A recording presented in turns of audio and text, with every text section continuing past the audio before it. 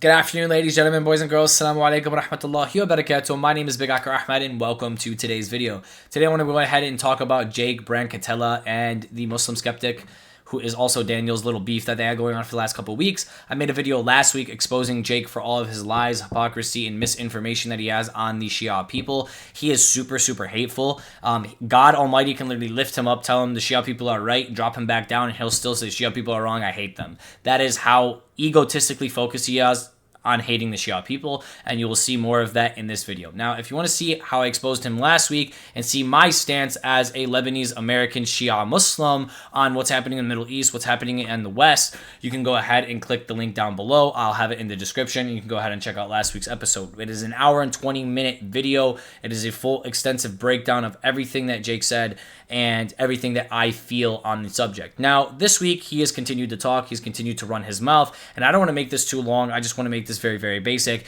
and really expose him for the hatred hypocrite that he is, right? Now, the Shia Muslims are a sect of Islam that believe that the preservation of the Prophet's teachings and sunnah come from his family. It's that simple. There's nothing more extensive about this, right? So we believe we have the Quran, which is the book of God. This is the book from God. And these are the words of the Prophet Muhammad, the straight book from God. Then there were the things that the Prophet did, right, in his lifetime. How he walked, how he talked, how he prayed, things of this nature. And we seek after that. Like the Quran doesn't tell us how to pray exactly. So we go to the hadith, we go to the sunnah of the Prophet, the teachings of the Prophet to figure out how he prayed.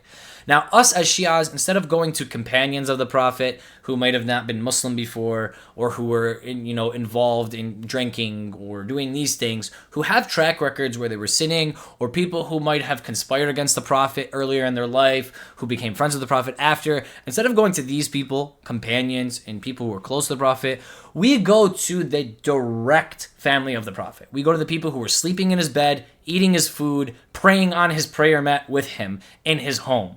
Okay, we go to the Ahl al-Bayt, the people of the house. Now, this is just a preference on if you want to go to these people or these people to understand the sunnah of the Prophet. But it has to correspond with the Quran. If something goes against the Quran, you're not Muslim at all. It goes against Islam, period, Sunni or Shia. Now, in both sects, are there innovations? Yes, there are innovations. People, they worship their hadiths more than they worship the Quran, and they allow their hadiths and some of these innovations to overtrump the Quran. For instance, in Shia Islam, Shia Muslims will smack themselves during the 10th of Muharram. This is an innovation. The Imams, the Prophet, nor the Quran tell you to smack yourself to mourn someone's death. Nowhere. So why you do it, Allah subhanahu wa ta'ala knows why you decided to innovate your religion. Now, that's not Shia Islam. So just because Shias do it doesn't mean it's Shia Islam. And you need to learn and understand that just because this group of people does it, or just because Sistani says this, that it doesn't apply to all Shia Muslims. That's not how it works. If you want to understand Shia Islam, Jake, you need to go to the Imams and see what the Imams taught. If the Imams never taught us to call upon them, if the Imams never taught us to, pray to them, or never taught us to smack ourselves during Ashura, then we're not supposed to do it. That's not Shia Islam. And if you do it, it's outside of the folds of Shia Islam. So stop saying the Shia and Shia Islam and this is the wrong Islam and this and this and that. You don't even understand what it is. You don't even know what it is. You're looking at people and using people as examples. All right? So that's the first thing.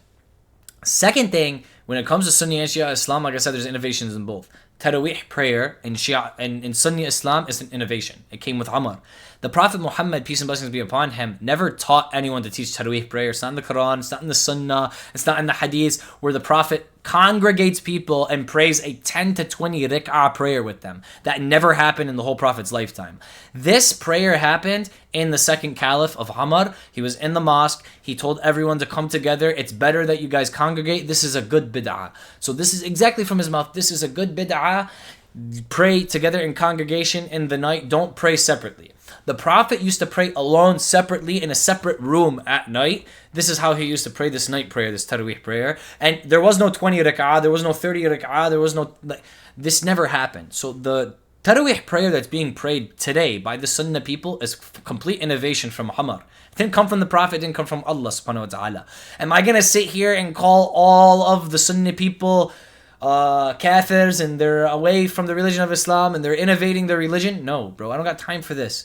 Because a Muslimin is someone who is seeking guidance from Allah subhanahu wa ta'ala. I don't care if you're Sunni, I don't care if you're Shia, I don't care if you're Christian, bro. If you're seeking guidance from Allah subhanahu wa ta'ala and you're true to it and you repent and you stay away from the bad things and you try and better yourself, Allah subhanahu wa ta'ala see that. Allah subhanahu wa ta'ala knows your intention, He knows your focus, and He will guide you through that straight path and He will guide you to salvation. Without a doubt in my mind, I know my Creator is the most merciful, the most beneficent. He's not going to say, oh, you were born Jewish, or you were born Sunni, you were born with the truth. Congratulations, I birthed you into heaven. You know, what's the point of you living, bro? You might as well kill you now and just throw you in heaven since you're right. So I don't have time for ignorance. I don't have time for stupidity. I don't have time for this ideology of I'm going to go on Wikipedia and figure out the summary of what Shia Islam is and then talk bad about 300 million Muslims who are defending the Muslim Ummah right now.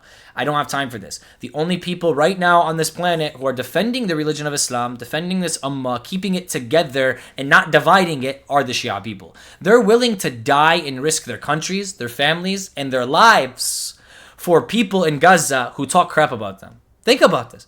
The Sunni people in Gaza say Shia are kafirs, say the Shia are this, the Shia, we hate the Shia. And when they're in need, the Shia stand up to fight for them. Why? Because when the Shia, they think about them, they don't think these people, they talk bad about us. These people, they call us kafir. No, they don't think that. They think, look, these people in Gaza who pray to Allah subhanahu wa ta'ala, Muslimin who call upon Allah subhanahu wa ta'ala, they need our help. Allah told us to help our Muslim brothers and sisters. Doesn't matter if I'm red and he's blue. He told us to help them because this life is temporary. And it's that simple, bro. Why are 1.8 billion Sunni Muslims sitting back and doing nothing? Why is Jake sitting down in his chair doing nothing, siding with the Wahhabi regime of Saudi Arabia who's doing nothing? I condemn Israel, but sit back and do nothing and attack the only people who are fighting them and want to cause a division and a fitna inside of the religion and ummah. Like, I don't get it. Who am I going to side with? The people who are fighting for the religion of Islam, bringing the ummah together and defending their Palestinian brothers and sisters, or the guy sitting on a couch complaining about why the ummah is not split and segregated and why there's not a division and why there needs to be fitna in the religion and how all 300 million of these people are kafir, pagans who are going to burn in hell. Like, whose side am I going to take? Who am I going to listen to? What sounds more like the religion of Islam? Islam is not led through your mouth, Habibi. It's led through action. So we are going to look at your actions. We're going to look at the actions of these people, of these countries, and we're going to see what it says. The Jewish people continuously say, this is not Judaism. Judaism is perfect. We're the chosen people. Do they look like the chosen people?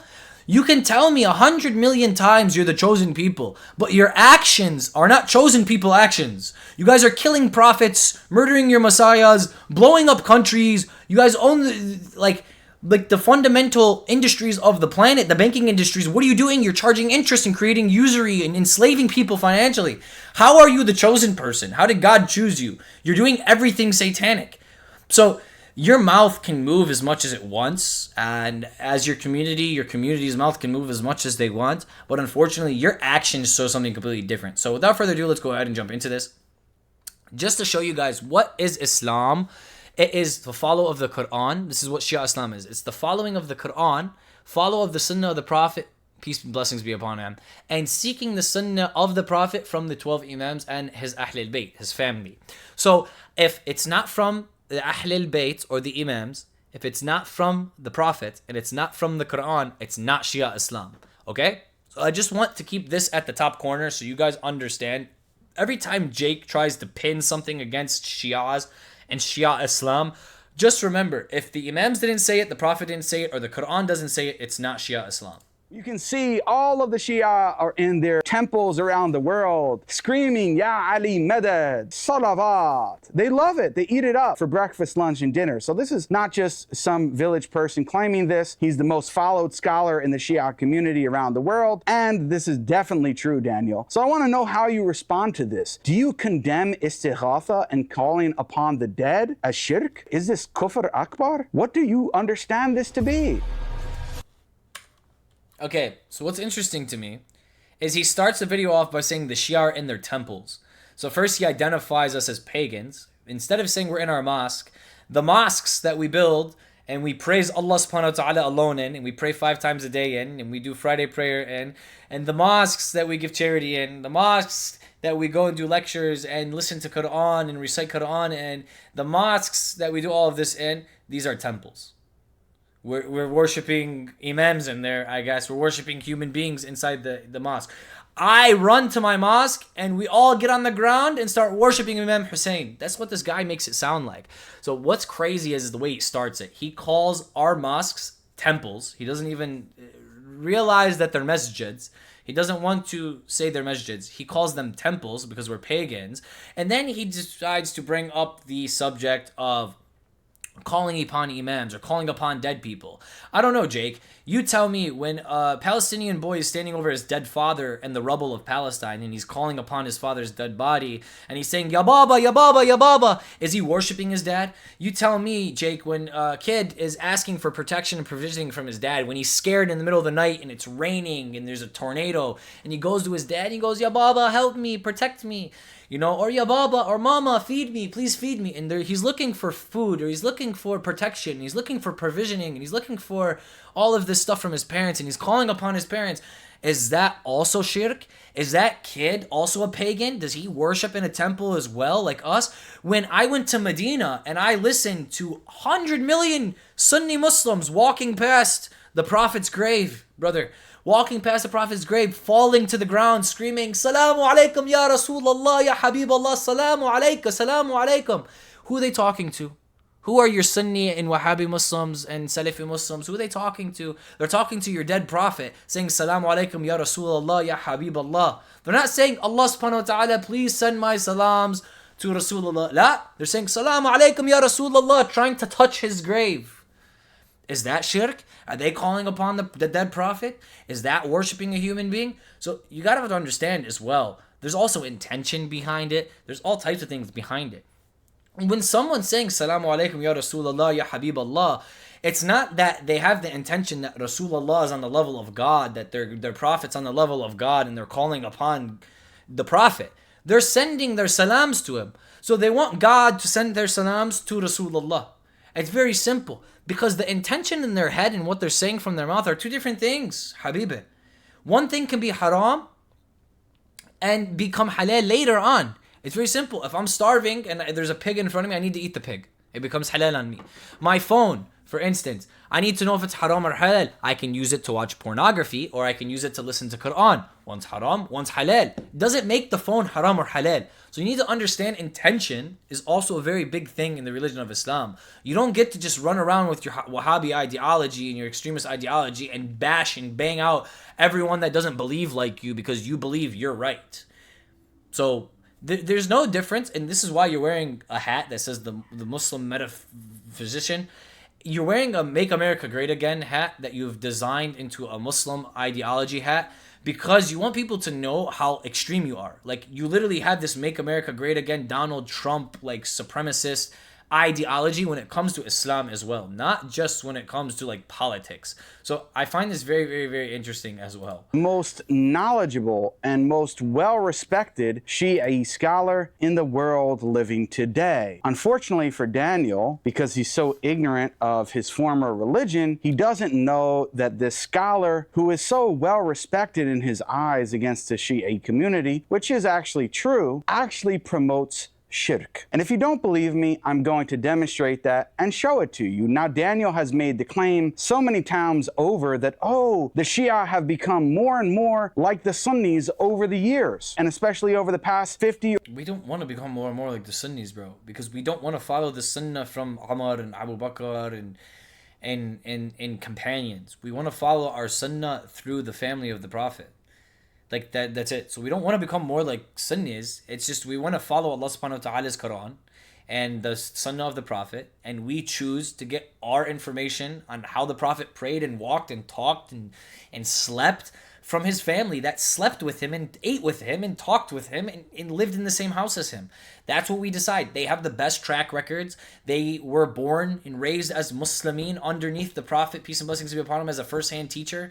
And they didn't grow up in pagan societies and we're drinking, we're smoking, and we're gambling. And we just choose to go through them. So it's not that we were becoming more like the Sunnis, it's Shia Islam is very simple. Follow the Quran, follow the Sunnah of the Prophet, peace and blessings be upon him, and get that Sunnah from the 12 Imams and the Ahl al-Bayt. It's that simple. Now, if something goes against the Imams, the Prophet, or the Quran, then it's not in Shia Islam. It's against Shia Islam. You're 100 years. But for those who don't know, the Shia have a system today where they have these so-called top scholars who they call maraji, and they basically are the leaders of their community, and they studied at Hawza and so on and so forth, and they are the representatives of the lay Shia. They go to them for fatwa, for legal rulings, and so on. Just like a mufti or a grand scholar in Sunni Islam. When you don't know if shrimp is halal or haram, you go to a grand scholar and they'll tell you if shrimp's halal and haram. Now in Sunni Islam, this guy might say, this imam might tell you it's haram to eat shrimp, and this imam might tell you it's halal to eat shrimp, and they both are Sunni. So you tell me, like, it's the same thing, bro. He's a grand scholar. He learns things. When people want to know, hey, I don't know what to do because the Quran doesn't tell me if an iPhone is haram, because there were no iPhones 1500 years ago. So can I use my phone? Is it haram to use my phone? Will Allah subhanahu wa ta'ala judge me for using my phone? And then someone who studies the religion for 60 years might come out and say, it depends on your intention. If you use the device for good, it's halal. You'll be rewarded for it. If you use the device for haram, it will count against you as a sin. If you watch pornography, it will be counted against you. If you listen to Quran, it will be counted for you. So it depends, bro. Some people have questions that aren't in the Quran, that aren't in the Sunnah, and because the times have changed, and they want someone who has an extreme amount of knowledge with the Quran, with the Sunnah, to go ahead and explain to them, should I be staying away from this food, or should I be staying away from this technology, or should I not wear these types of clothes? Is it okay for my arms to show here, or should I not wear tank tops as a man? Like, there's so many different questions you might want to ask that you might not know, because it's not just right there in the Quran or right there in the Sunnah. It requires 50 years of studying. So yes, we have scholars in Shia and Sunni Islam both to go ahead and tell us these things. This is nothing new. But Sistani in specific that he's speaking about, we're told as Shias to pick a maraja, someone to go ahead and find this extra guidance from, and to keep consistent. So for instance, if Sistani says you can eat shrimp, but this guy says you can't eat shrimp, I can't follow this guy because he allows me to do this, and then follow this guy because he allows me to do this. I have to be consistent. I have to say, okay, I trust this guy and his knowledge and his studies, and I'm going to stay consistent with what he says. So if he says I can't eat shrimp, then I won't eat shrimp. I can't like change every week and be like, okay, this guy says I can eat shrimp, so I'm going to choose him because I like shrimp. And then I'm going to choose this guy because he says I can swim and do this. And this guy says I can't swim and do this in Ramadan while I'm fasting. So like, that's all it is you have to choose somebody. You can't just jump from maraja to maraja, or jump from, scholar to scholar, determining, oh, this guy lets me eat shrimp, this guy lets me eat this guy lets me eat this guy lets me drink alcohol, and now I'm doing everything against the religion of Islam or the way that I want to do it. You have to be consistent and pick a scholar. And so forth, and they're followed by millions of Shia around the world today. And it's interesting, the scholar that we're going to take a look at today, as-Sistani, is the most followed scholar of the different maraji today. He's the most followed scholar amongst the Shia community. So I have a question for Jake. Just because he's the most followed, or just because he might be the most knowledgeable, does that make him the determinatory factor of Shia Islam? Does he determine what Shia Islam is? Does he determine what the Imams have to say, or what the Prophet had to say, or what Allah subhanahu wa ta'ala had revealed? Is he the determinating factor for all Shia Muslims? You do realize, like, I'm Shia because I follow the Ahl al-Bayt, the Prophet, in the Quran. So if it's not from the Ahl al-Bayt, the Prophet, or in the Quran, it's not Shia Islam to me. So continue on. Living today. So they go to him for his fatwa, for his legal rulings, and so on and so forth. So this isn't like some random guy or neighbor down the street, or as Daniel claimed, some random village idiot somewhere in Iran spewing kufr. So now let's take a look at what Daniel actually says to see that I'm not misrepresenting him. He says, this is just a couple days ago, on October 9th of this year, just a couple days ago, he says, why is Israel now publicizing its plan to kill the Iraqi Ayatollah Ali as-Sistani? Sistani, the most highly ranked 12er religious scholar in the world. Oh my God, so he's fighting so desperately and wondering why is Israel trying to attack and planning to kill Ayatollah Sistani? Why would they do that? He's the most highly ranked 12er religious scholar in the world. So as you can see, Daniel is endorsing him at least as the highest ranked 12er religious scholar, because Daniel said, dude, he's not endorsing him. He's stating a fact. Sistani is the largest followed scholar in Shia Islam. But like, when you state a fact, it doesn't mean that you're loving them and you're endorsing them. Like, what's wrong with your head, dude? You literally just think hate, hate, hate, hate, hate, and if someone doesn't hate, you're endorsing them and you love them and you stand with them. Like, it's crazy. That's wild. He just stated a fact. Israel's after Sistani, who is the largest Shia scholar on the planet. That is a fact. Israel is going after Sistani, who is the largest Shia scholar on the planet. He's not endorsing him. He's stating a fact. Said, look, if you want to prove to You're us... so weird and sour, bro. Like, why, Jake? Why are you so weird and sour? Like, why is this endorsing? Because he stated a fact. Like, you literally just want Daniel to hate Shia. That's what this whole entire argument and beef that you have with him is about. You just want him to hate the Shia like you. You want everyone to be an extremist Wahhabi ideology like you. You want everyone to sit on their couch, cuss out the Shia people, call them kafir, call them pagans, stand against them when they're the only people defending Palestine, 1.8 billion Sunnis. You want us to all sit back, sit in our rooms, talk crap about Shias, and do nothing to help the Ummah. Just divide it, and talk about how right we are and how big our ego is. How does that help anyone? Like, I don't get it. Us what the Shia believe. Show us from their ulama. Show us from their grand ayatollah. Don't show us from their ulama. Don't show us from their grand ayatollah. Don't show us from the people smacking themselves. Don't show us from their mosque. Show us from what the IMAMS said. Show us from the IMAMS. Show us from the Prophet. Show us from the Quran. Show me as a Shia Muslim what my IMAMS said. Show me that my IMAMS said to call upon them. Show me that my IMAMS said to worship them. Show me that my IMAMS told me to smack myself. Go show me what my Imam said. When you can show me that Imam Ali told me to call upon him, I will believe you. I will call all Shia kafir with you and I'll stand with you. But until then, don't bring up Sistani and what Sistani believes and what this guy believes and what these people in the middle of an Iraqi village believe, because that does not determine what Shia Islam is. Shia Islam is understanding the sunnah of the Prophet through his Ahl al-Bayt. And since the Ahl al-Bayt didn't teach me to call upon them, it's not Shia Islam. Since the Ahl al-Bayt didn't teach me to smack myself, it's not Islam. So why you keep projecting these things on the Shia communities, God only knows. But I know when I die, and you die, and Judgment Day comes, Allah subhanahu wa ta'ala is not going to ask me why I called upon Imams, because I didn't. He's not going to ask me why I smacked myself, because I didn't. He's going to ask you why you projected that upon me, because I didn't do those things.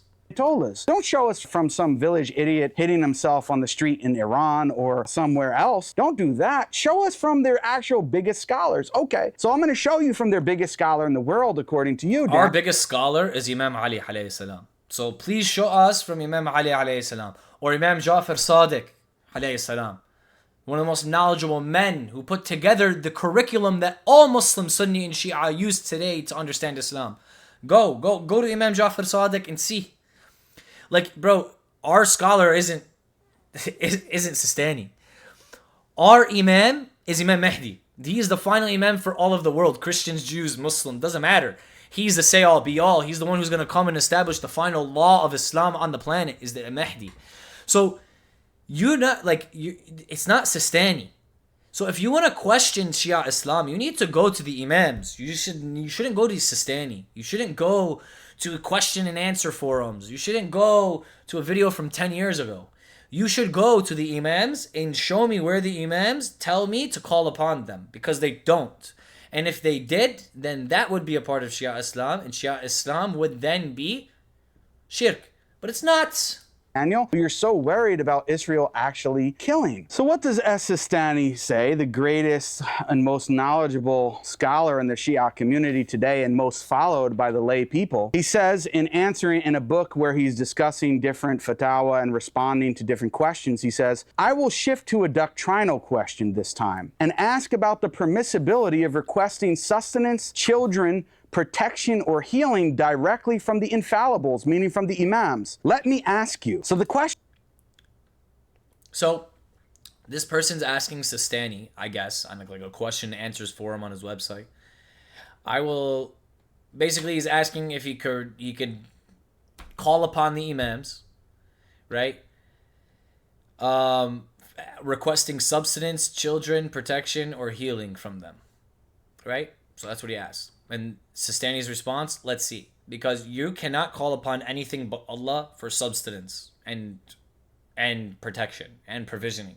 That is something you only call Allah for. But like I said before, a child calls upon their parents for protection and provisioning and subsistence. They do.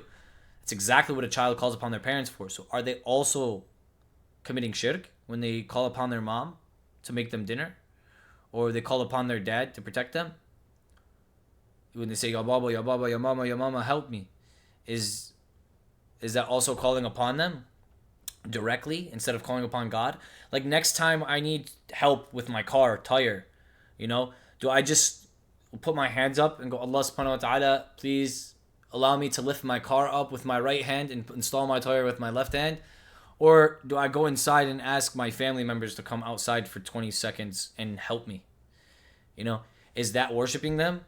So calling upon people for help might not necessarily be shirk. Calling upon dead people for help is shirk because they can't help you. Only Allah subhanahu wa ta'ala can help you. So this is not just a very simple conversation here either. Like I watched all the Sunni Muslims and the Prophet's mosque call upon the Prophet's grave, "Oh Rasulullah, oh Habiballah, salamu alaikum." So like I don't know, bro. When it comes to this subject, it's not as simple as you're making it seem. Like all Shias are kafir because Sistani is going to respond to this. Sistani is going to ask about intention. Why? Because Islam is intention based. It's not rule based. It's intention based. Meaning, if I have a good intention and I'm praying to my Lord to guide me, and my intention's good, my Creator is going to guide me, and my Creator is going to forgive me, because He's the most merciful, most beneficent. That's what Islam is. Islam isn't, oh, I'm Wahhabi and I have the truth, and if you don't follow every single rule the way I tell you to follow the rules, you have to shun everyone else and hate the whole entire world and stand with Israel and stand with Saudi Arabia. Like, bro, that's not Islam. Islam is creating a relationship with your Lord and allowing your Lord to guide you and being humble about it and wanting to learn and educating yourself by keeping Allah subhanahu wa ta'ala close. That's what Islam is. So, the question is, can we call upon the dead? Can we do istighatha to the so-called infallible 12 imams who are dead, except the last one they say is alive, but he's in hiding? Can we call upon them? Can we call upon the dead and do istighatha to them and ask them for children and protection and healing directly from them? So As-Sistani responds and says, do you request, he wants more information so that we see exactly what the fatwa is about. Do you request these things from them because they create, provide, sustenance? He's asking a good question. So Sistani is asking the person who's asking him, do you request these things from the imams because they create the provision, the subsistence, and the protection? So are you putting the imams at the level of Allah subhanahu wa ta'ala? If you are, it's shirk. If you are not placing the imams at the level of Allah subhanahu wa ta'ala, then no, it's not shirk. This is the answer that he is leaning towards, and I can see it before it even happens. Now, if you agree with it, if you don't agree with it, once again, there are religious scholars who study for 50, 60 years. Sunni, Shia, they disagree. The Sunnis disagree with the Sunni scholars, the Shias disagree with the Shia scholars. Sistani does not produce the same amount of information or the same information as Fadlallah, who's another marja, who's another scholar here. Just because they're both Shia, just because they both studied at Hawza at the same school, doesn't mean that they have the same conclusion on specific things. Same thing with Sunni Islam. Sunni Islam is split into four major categories, four major schools of thoughts. I personally find the Maliki school of thought in Sunni Islam the most interesting to me based on their conclusions. And not even all Maliki scholars agree with each other. They have disagreements with one another. But when a Shia goes ahead and has a perception on something, Sheikh, they're going to hell, burn all Shias in hell. It's crazy to me that you have this ideology, you have this understanding, and you can't come at something through an educational standpoint, right? So he's asking about intention. He's asking why they're being called upon. He's asking, how do you envision this imam in your head? Do you envision him at the level of God? Does he provide the substance? Does he provide the protection? And this is a very important question to ask. And this is very important because now this is not determined on shirk anymore. This is determined on how you view it and what you feel comfortable doing. And then you're going to be judged based on this. So this isn't even shirk anymore. Because if you're not putting someone at the level of God and you don't believe they provide and protect and you call upon them, then that's not shirk. You're not calling upon them because they can physically help you. That's not why you're calling upon them. If you don't believe they can physically help you and call upon someone who can't physically help you, then it's not shirk. That doesn't make any sense, right? If I'm worshiping a statue and I don't believe the statue can help me or it's not doing anything for me and I'm praying to it, like I don't get it. No one's praying to an imam. I've never seen anyone pray to an imam in my whole 27 years life living. Have I heard people say, Ya Hussein, Ya Ali? Yeah, I have. Are they praying to them? No. Do they think Imam Ali is going to come down and provide them some help? No. They don't think that. That's not why someone says, Ya Ali. That's not why someone says, Ya Baba or Ya Mama when they're calling upon their parents. Even when their parents dead, you might go to your dad's grave and you might look down at your dad's grave and you might say, "Your dad, I miss you so much. I love you." You know, inshallah, Allah subhanahu wa ta'ala, He protects you and you're in a better place. Are you talking to your dad or what? Are you putting your dad on the level of God because you're talking to his grave? Because you're letting things off your chest? It's very, very, very important that when we're talking about subjects like this, like speaking to the dead, the intention is important. What Islam says about it is very important. How we perceive it's important. Like all of this is very important. Did the imams ask us to call upon them? No. So is that a part of Shia Islam? No. Did the imam, like if the imams didn't ask me to call upon them, then it's not a part of Shia Islam. So people who do this, they're taking a leap. They're taking a risk. They're taking a jump at something, right? That's on the border line of something else. Like, can I eat shrimp? You're taking a jump. Like, instead of asking, should I eat shrimp? Just don't eat it. It's very simple. Because you know they're dirty animals. So instead of finding a scholar who's going to give you a good reason to eat shrimp, like, just don't eat it. It's very simple. Same thing.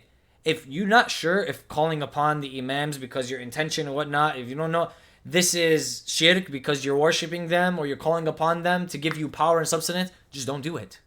It's not a part of Shia Islam. The imams never asked us to do this. So, sustenance or protect? They say no. Rather, because they are the means to Allah, the intercessors to Him in fulfilling needs, and because they do nothing except by His permission. Glorified and exalted be He. So again, the same trick that Daniel did. They're just a means, not completely independently. They're the means to Allah subhanahu wa ta'ala's grace and mercy in providing sustenance. They're just a means that we go through. Then, as Sistani responds, so you mean they ask Allah and He creates. They ask Him and He provides sustenance. They ask Him and He protects. And because they are intercessors, no request or supplication is turned down for them due to their high status with Him. Glorified is His majesty and their authority over us. And then the person responds, yes, yes, I mean that. This is permissible. Allah the Exalted says, and seek a means of nearness to Him. Quran chapter 5 verse 35, we know that this doesn't actually mean what He's trying to convey. And they are your means to Allah the Exalted. This is permissible.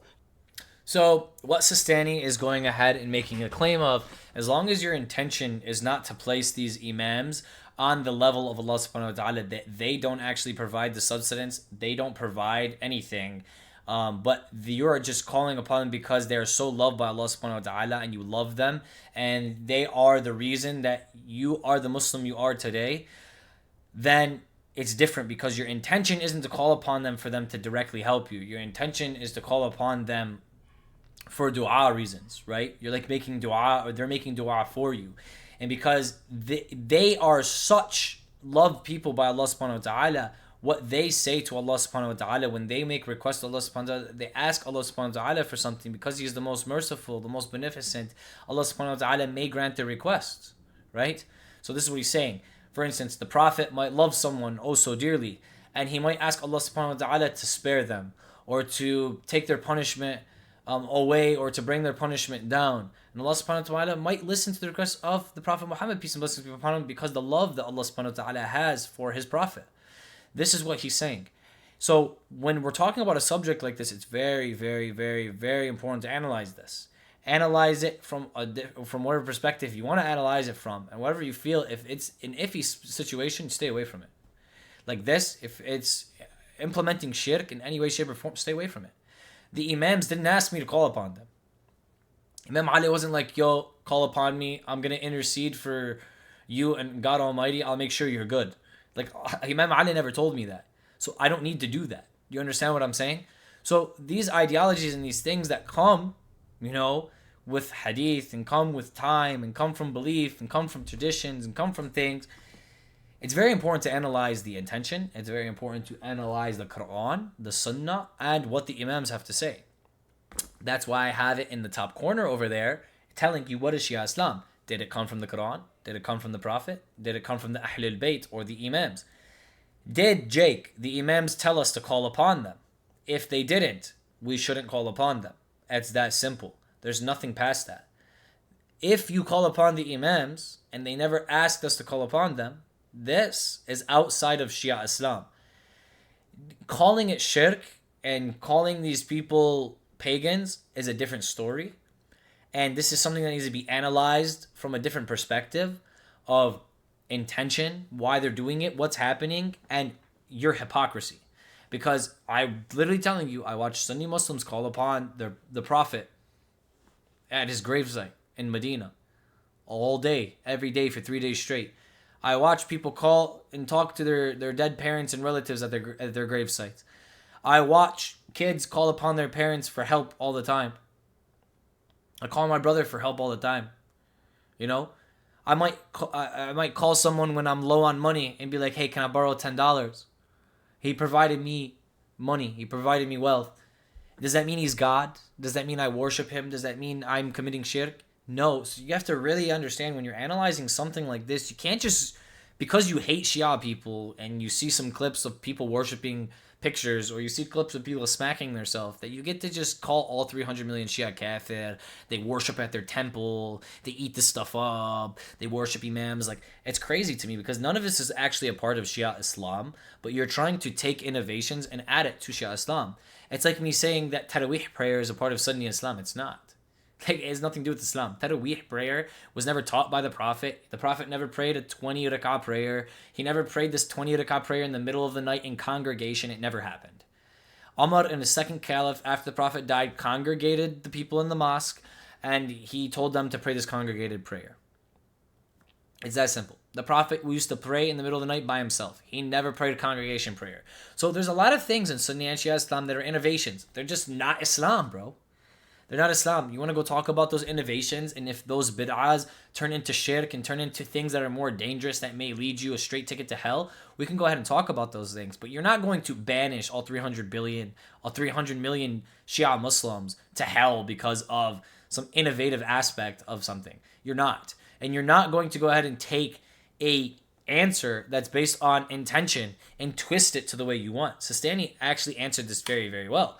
As long as you're not calling upon someone to directly help you because they provide the substance and they provide these things, then it's not shirk.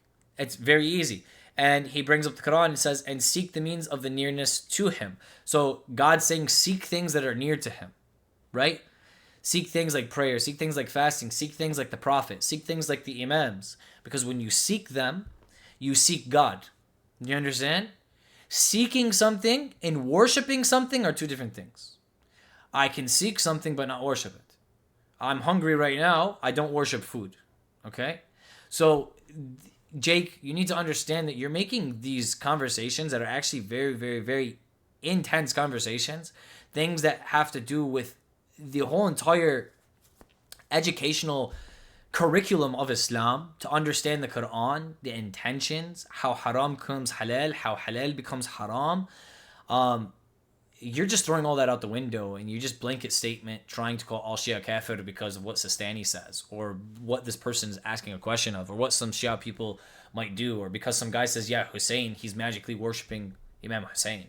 Like, this is not how it goes, brother. This is not how we analyze things. This is not how we talk about things in the religion of Islam. And they are your means to Allah the Exalted. This is permanent. We can't go to Him directly. We have to go through these intermediaries, these divine, semi-divine beings, in order to actually get the mercy and grace from Allah subhanahu wa ta'ala. No, you don't need to go to them to earn the mercy or grace from Allah subhanahu wa ta'ala. When did the Imams tell us to go to them instead of God to get the full grace and mercy of Allah? They didn't. That's not Shia Islam. That doesn't represent Shias. When did the Prophet tell us that? When did the Quran tell us that? It didn't. It's not Shia Islam. Do you see up here in this top right corner, this box that tells you what Shia Islam is? Yeah, everything this guy's saying is not corresponding to Shia Islam. In order for Him to provide this sustenance to us. Wow. So As-Sistani is backing this up. You're able to call upon directly the 12 infallible Imams who are no longer living and present, at least 11 of them according. You're allowed to call upon the Prophet. You're allowed to call upon your dead dad in his grave. I mean, when you go to his gravesite, you talk to him. So like, I'm confused. Kids are allowed to call upon their parents, even when they're not around. Bunch of kafirs, right? Burning in hell. According to the Imami Shia, right? They're no longer with us. They're no longer present. They're dead. We're going to call upon them from near and from far and from all around the world, and they'll be able to hear that and interpret all this information of all the millions of Shia calling on, Ya Hussein, Ya. La, only Allah subhanahu wa ta'ala would allow them to hear that. So, if someone's calling about Imam Ali, the only way Imam Ali is going to hear that is if Allah subhanahu wa ta'ala permits him to hear it. If Allah subhanahu wa ta'ala shares the message with Imam Ali. Can Imam Ali do dua? Can Imam Ali pray for you? Can Imam Ali... Yeah. Well, what's stopping him from doing that? What's stopping the Prophet from going to Allah subhanahu wa ta'ala and say, Allah subhanahu wa ta'ala, I really love this person and I know they did bad things. Please take it easy on them. And Allah subhanahu wa ta'ala decides to grant the Prophet's request because He loves the Prophet and He respects the Prophet. Right? It is one of His greatest creations. Like, I don't understand why this is like a hard conceptualization. So, intercession is a problem. And interceding is something that is a very, very, very sensitive topic. And it's something that can really lead to shirk, but it's something that is also not shirk at the same time. Because there is intercedings when it comes to God Almighty. That's why He sends Prophet. They're intercessions between us and Him. Why didn't God come down in the flesh like in Christianity? They don't believe in intercession. Christians believe God came down in the flesh and died for their sins. Like, no intercession at all, directly died for my sins, I'm saved. You actually believe in intercession. You believe that He sent prophets and you never got to see God and that you're supposed to just believe these prophets and what they say to get to God. So you do believe in intercessions and interceders. This conversation is much deeper than the way that you're making it sound. And I don't want to spend too much time on this, but I just want to highlight the points of, did it come from the Imams? Did it come from the Prophet? Did it come from the Quran? If it didn't, it's not Sunni Islam. It's not Shia Islam. My mistake. All day long, they do this. And this isn't just As-Sistani saying it. You can see all of the Shia are in their temples around the world, screaming, Ya Ali Madad, Salawat. They love it. They eat it.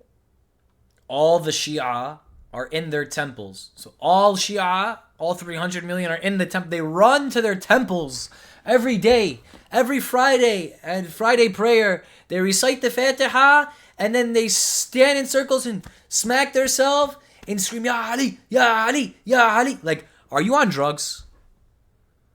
Are you actually cracked out, Jake? The way you're making it sound is like we're snakes that just slither to the temple. Like, first off, it's a mosque. It's not a temple. Secondly, we worship Allah subhanahu wa ta'ala, not imams. And thirdly, stop being a racist, irresponsible moron, dude. Like, this is dumb. This is so dumb.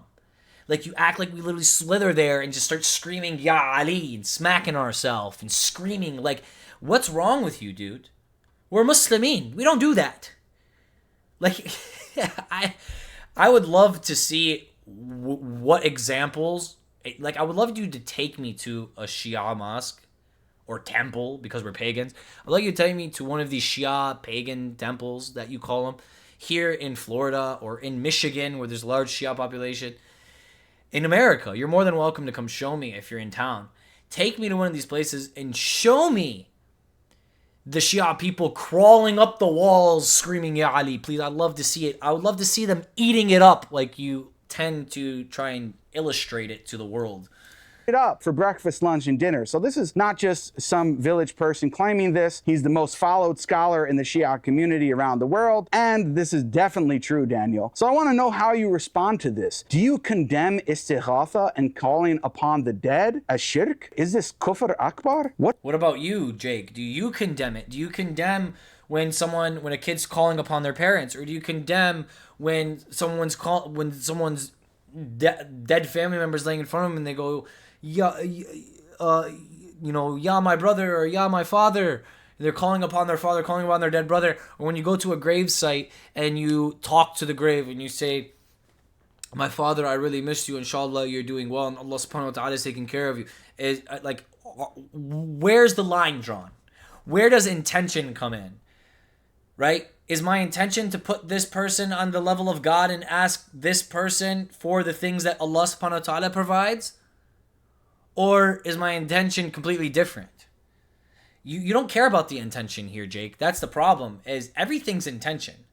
It's all intention. You can pray 5 times a day and fast as much as you want, but when you're ISIS and you're bombing people and chopping people's heads off, you deserve to burn in hell.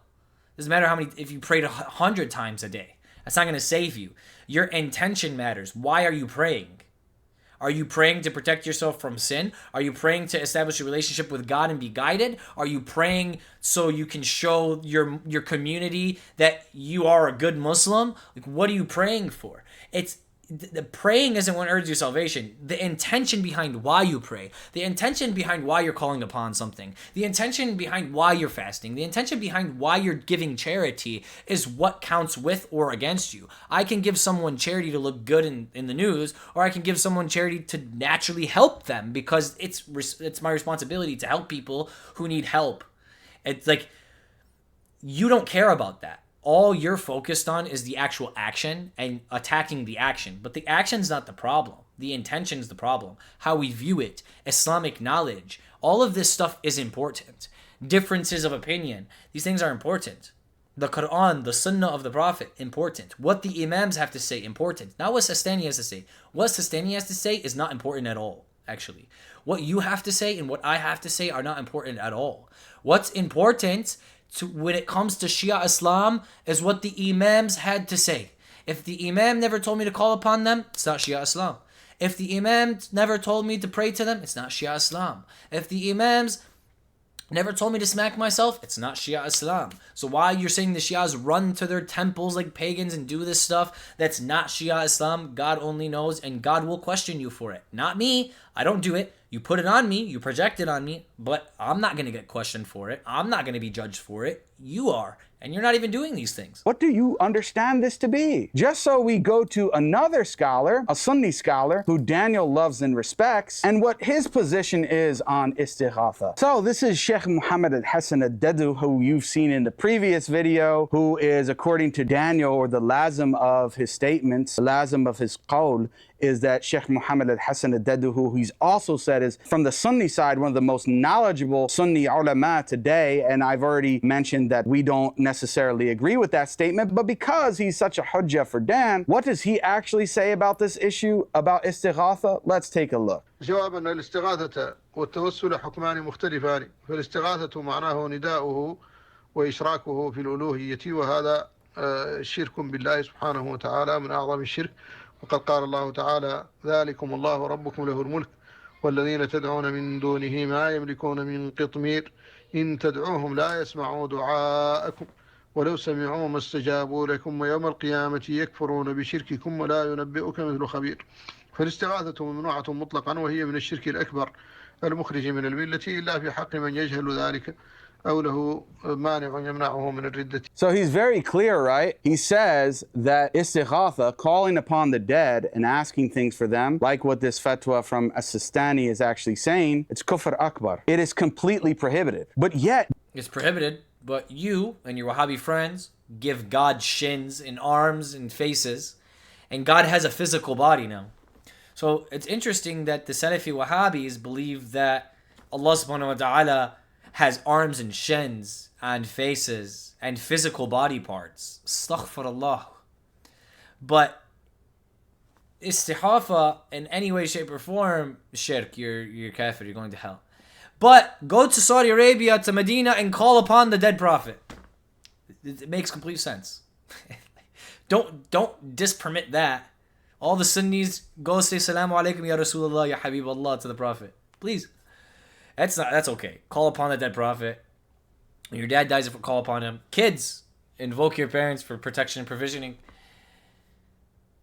Never ask for help from any human being or anyone else. It's shirk. It depends on the intention. If I worship my parents and call my parents for help, it's shirk. I'm just asking them for help. How is that shirk?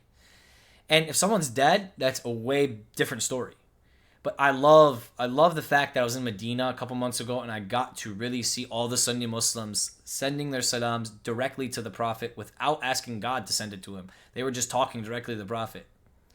So it's very interesting that you have this viewpoint, but it's so hypocritical because there's so many instances where this is actually happening within the Sunni world, but they just don't talk about it. They don't care. They just want to attack the Shia. The great Ayatollah As-Sistani, and he's not... And like I said, I don't support this. Why don't I support this? Because the Imams never told me to call upon dead people. The Imams never told me to call upon them. So I just don't. That's because I'm Shia. I follow the Imams. The Imams never told me to. I don't care what Sistani says. The Imams never told me to do that. I'm not going to do it. The Imams never told me to smack myself to mourn death. I'm not going to smack myself to mourn death. You can do it, and you can answer to your creator. But it's not me. Just because I'm Shia doesn't mean I'm a kafir because these guys decide to innovate. Just because you're Sunni and this guy decides to innovate and he's Sunni doesn't mean that you're a kafir because he decides to innovate. That's not how this works. This guy's standpoint is actually wild to me. It's so uneducated. It's not so, alone in this. Most of the ulama tired. permit this, and they say it's a good thing, actually are promoting shirk. So Daniel, when you say, oh, most people don't believe in this, most people don't do this, most of their ulama are saying this. The most followed scholar today amongst the Shia actually is saying this and promoting this. Habibi, you literally, like I said, make it seem like we all run to the mosque every day and just scream, Ya Ali, Ya Ali. Like, no, that doesn't happen, bro. We don't slither there. We don't eat it for breakfast, lunch, and dinner. Like, we don't care. Like, you're over-exaggerating this so much. What Daniel's saying is most of the Shia Muslims on the planet, they don't do these things because the Imams never taught it. Who cares what Sistani says, bro? What does Sistani have to do with what I am? I go to Sistani to figure out if something in the modern day is okay or not because it's not in the Sunnah. Like my cell phone. I go to Sistani to figure out if my cell phone's haram or if I can eat shrimp. I don't go to Sistani to tell me if I should call upon Imams, buddy. I go to the Imams for that. They never told me to call upon them. The Prophet never told me to call upon them. Allah never told me to call upon them. So I don't. If you do, it's outside the fold of Shia Islam. It's not Islam anymore. It's not Shia Islam anymore. So why you keep projecting this on all Shias and calling us pagans that go to temples, God only knows. And why you say we eat it up and we all call upon Imam Ali, God only knows. Because you're the one who's going to be judged for this on the Day of Judgment, not me, because I don't do it. But wait, no. The lay people don't listen to them, right? Okay, then I guess they're not really listening to you either. If speakers and the fuqaha and the scholars amongst the Shia, they don't really have much say, then why are you even talking on the internet, Daniel? Nobody's listening to you. They're not listening to Sistani. They're not listening to Jake. So what are we all doing here? We're just wasting time. Be real. I would say even most Shia today are doing istighatha. They're calling upon the dead, asking for things, screaming, Ya Ali Madad, while they're hitting. Most Shias today are calling upon the dead. Most Shias. Most. That's 300 million people. I wonder if your statistics are true or you pull your statistics directly from your ass.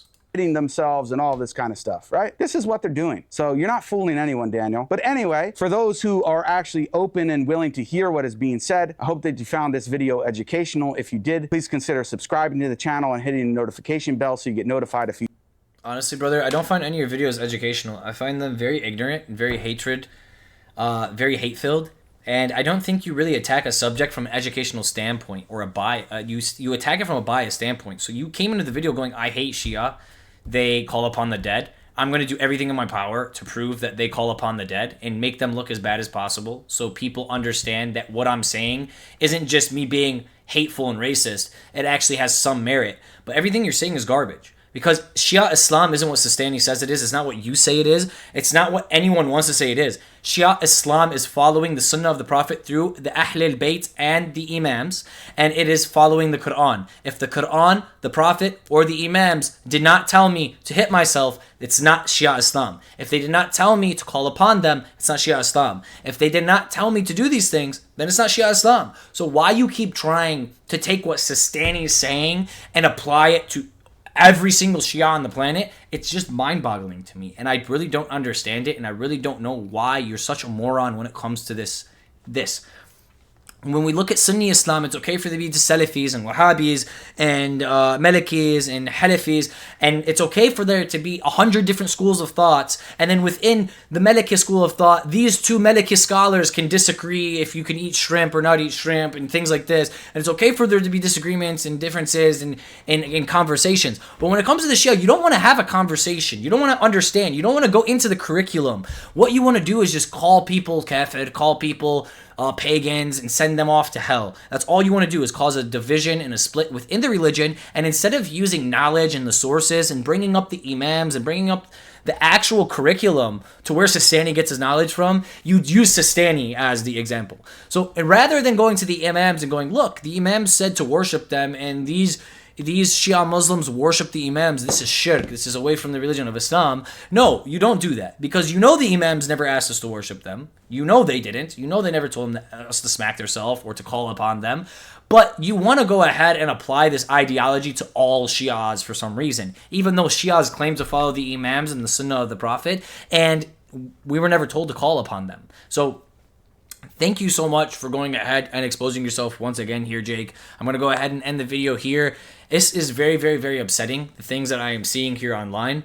I, at least, when I go ahead and make videos, if that's on Christianity, Judaism, Islam, Shia, Sunni, whatever the case may be, I try and come from a non-biased standpoint. I try diving into the Shia and the Sunni hadith books and sources and the direct quotes that came directly from the Ahlul Bayt or directly from, Abu Bakr or Umar or the Prophet himself. And I really, really try and study the history, the curriculum, and things to really understand it and really understand what the Quran is trying to say and understand all the different explanations from the different scholars and really attack it from an educational standpoint. But all you're doing here, you're not being very, very educational at all. You're just taking something and giving a permanent ban on it. That is the most Wahhabi thing I've ever seen in my life, is someone can just take something and go, haram, stay away from it.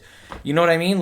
Who are you to determine what's haram, halal, this or that? We have to go to the Quran, we have to go to the Sunnah, we have to go to the Imams to determine that.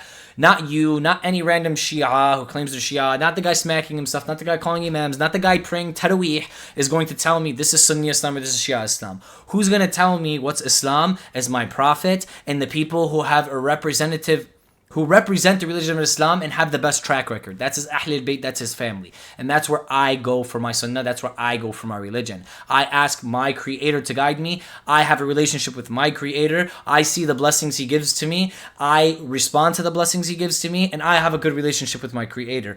I believe that this relationship I have with my Creator and the way that I go to my Creator and ask Him to guide me, and my love for my Ahlul Bayt, and my love for my Prophet, and my love for the Quran, and the way that I follow it, and the way that I do it, and the way that I call upon my Creator, and the way that He guides me is the way that's going to take me to heaven, is the way that's going to take me to salvation. I don't worry one bit. Kill me today, take me back to Allah subhanahu wa ta'ala. It doesn't bother me. Why? Because I feel okay. I feel more than okay because I can see God guiding me. I can feel God guiding me. This has nothing to do with who read more books or who knows the most. This has to do with your personal relationship with God. Why are you studying religion, Jake? Why? Is it to go ahead and come online and argue with people? Is it to come online and divide the ummah and to call all Shias kafirs and to call them pagans and say they go to temples and worship in temples and spread misinformation? Is your idea of understanding Islamic knowledge, Sunni and Shia, just to boost your ego and to be the guy on top that tells everyone else they're wrong? Is to come on videos and tell everyone else they're wrong? Is that why you learn Islam? Or do you learn Islam to have a better relationship with God? Do you learn Islam to be guided better, so you don't make as many mistakes, to keep you from doing the haram? Do you learn Islam for these reasons? Or are you learning Islam just to boost your egos and get 100,000 subscribers on YouTube and come out and condemn the whole entire world of 300 million people because this guy said this? What is your objective here, Jake? Is your objective here in the religion of Islam to use it for an egotistical thing, kind of like more of like an Andrew Tate thing, is why people try and pin on Andrew Tate, because his actions speak louder than his words. Well, your actions also speak louder than your words. You can talk as much as you want, but you're not showing us anything. You're sitting there on your butt. You want to attack the Shia people who are defending the religion of Islam, defending the Muslim Ummah, and dying and risking everything for it, while you try and divide the Ummah. So I don't understand where you're coming from. I don't understand where you're trying to come from. I've lost all respect for you. I used to follow you, used to watch your videos, and at this point, you're just ignorant, bro. You don't want to sit down. You don't want to have hard conversations. You just want to prove Daniel wrong and call the Shia wrong and call them all kafir. That's your whole... you just want to be right. This has nothing to do with truth. This has nothing to do with bringing Ummah together. This has nothing to do with educating people or it being an educational video. This has to do with you being right and doing as much informational research as you can on your responses to come off as I'm right. But you're not right. You're just making very, very hard claims with nothing to back them except Sistani. Can you please show me where the Imams told all Shias to worship them? Because they didn't. Thank you so much for coming in today, guys. Thank you for watching all the way to the end. If you watch all the way to the end, if you're Sunni, if you're Shia, it doesn't matter. When it comes to religion, especially religion that's 1,500 years old, there's innovations. There are traditions that got in the way. There's migration that got in the way. There are complete empire build-up and collapses that got in the way. There are so much things that got in the way from these human scriptures that were written that are not preserved. The Quran, on the other hand, is the book of Allah. It is preserved by Allah subhanahu wa ta'ala, and we need to take that as serious as possible. I don't care if you're Sunni, I don't care if you're Shia, that is the first thing that comes first as Muslimin, as the Holy Quran, the word of Allah subhanahu wa ta'ala that came from our Prophet. Then next, you want to go into Hadith, you want to go into Sunnah, you can go ahead and decide yourself. Allah subhanahu wa ta'ala gave you a brain. Who are the most trustworthy people? Where do I go? What books are credible? Should I listen to the Imams? Should I listen to the Ahlul Bayt? Should I listen to Umar? Should I listen to Abu Bakr? Who should I listen to? And this is where you can go ahead and determine that for yourself. You don't need someone else to tell you for you. You don't need some Wahhabi guy like Jade coming and telling you the Shia are wrong and we are the preservation of Islam, and if you are born a Sunni Muslim, you are 100% right and you are going to the gates of heaven. All Shia Muslims are going to hell. You just sound like a Christian preacher, bro. You sound nothing different than a Christian preacher trying to banish everyone else but you and the people who think like you to hell. All you're doing is driving your religion into an egotistical realm, and it's very gross and it's coming off very, very, very nasty. And you, out of all people, someone with 100,000 subscribers who represent the religion of Islam, I am so, so sad to see that you're one of the individuals that represent this religion online, and you're one of the people that people literally have to go to understand Islam more. That they see you and your egotistical drive to prove everyone wrong and to call everyone kafir and to shun everyone to hell and for you to only be right. Like, this idea of and way of thinking is blasted on the internet for everyone to see, and you are an example to a lot of non-Muslims what a Muslim is. And I'm very, very sorry to see this, and I'm very, very sad and upset to see this. And inshallah, Allah subhanahu wa ta'ala guides you to be less egotistical, less ignorant, and to just provide more information when it comes to things religiously. Like, you don't care about the scripture. You're not bringing up scripture, you're not bringing up anything. You're bringing up a bunch of random people. I don't care if they're a village idiot, and I don't care if they're the most notable scholar on the planet, Sistani. They don't speak for the Imams. They don't speak for the Prophet. They definitely do not speak for Allah subhanahu wa ta'ala. So next time you're trying to prove a point about Shia Islam, please bring up the Imams and show me where the Imams have innovated, because I would love to see that. Thank you so much for coming in today, guys. God bless every single one of you. And until next time, free Palestine, free Lebanon, and free the whole entire Muslim Ummah from this disgust that is happening. Bye-bye.